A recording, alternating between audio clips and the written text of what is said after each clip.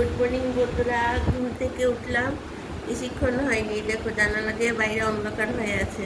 Fridge থেকে মাছের মাথা ভিজিয়ে রাখলাম। কেন? কাতলা মাছের মাথাটা দিয়ে মাথার মুড়ো ঘন্ট করবো খাসার চাল, মানে গোবিন্দভোগ চাল দিয়ে। গোবিন্দভোগ চাল দিয়ে এটাকে আর সঙ্গে আলু দেবো, দিয়ে করবো, মুড়ো ঘন্ট করবো।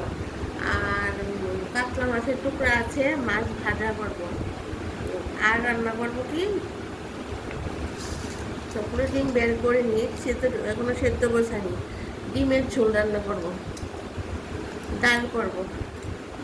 তাহলে এই হয়েছে আমার আজকের রেসিপি। মাছ ভাজা, মাথার গোবিন্দভোগ চাল দিয়ে মাথার মুড়ো ঘন্ট করবো। মাছের মাথাটা আগের থেকেই বাজার থেকে কেটে নিয়েছিল মুড়ো ঘন্ট খাবার বলে, বড় মাছের মাথা। আর মাছ ভাজা, ডাল আর ডিমের ঝোল। ঘুম থেকে উঠেছি, উঠে আগে এখন এই মাছটা বের করলাম। এখনও কাজ হয়নি, মশলা টশলা কিচ্ছু হয়নি, আলু টালু কাটা কিচ্ছু হয়নি। এখন সব করবো। আমি ভাবলাম যে না, আমি আমার বন্ধুদের সঙ্গে আগে বলে নিই যে আমি কী রান্না করবো। বেশিক্ষণ লাগবে না, ডিমটা দিকে সেদ্ধ বসিয়ে দেবো আর মশলা করে নেবো। আর তারপর কুকারের মধ্যে আলুটা সেদ্ধ করে তারপর মুড়ো ঘন্টটা করে নেবো। আলুটা সেদ্ধ করে যদি আমি মুড়ো ঘন্টটা করি, তাহলে মুড়ো ঘন্টটা করতে আমার টাইম লাগবে না, বেশিক্ষণ টাইম লাগবে না। চট করে মুড়ো ঘন্টটা হয়ে যাবে। কারণ আলুটা সেদ্ধ তো একটু টাইম লাগে। আলুটাকে আমি আগে সেদ্ধ করে ভেজে তারপর দিই, তাহলে মুড়ো ঘন্টটা আমার টাইম লাগবে না।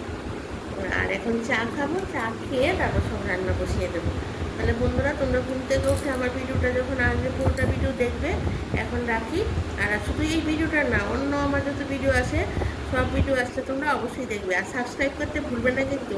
সব ভিডিওতে তোমরা সাবস্ক্রাইব করবে। তোমরা তো জানো আমি ইউটিউবের নতুন, আর তোমরা সাবস্ক্রাইব করলে তবেই তো আমি এগিয়ে যেতে পারবো বলো।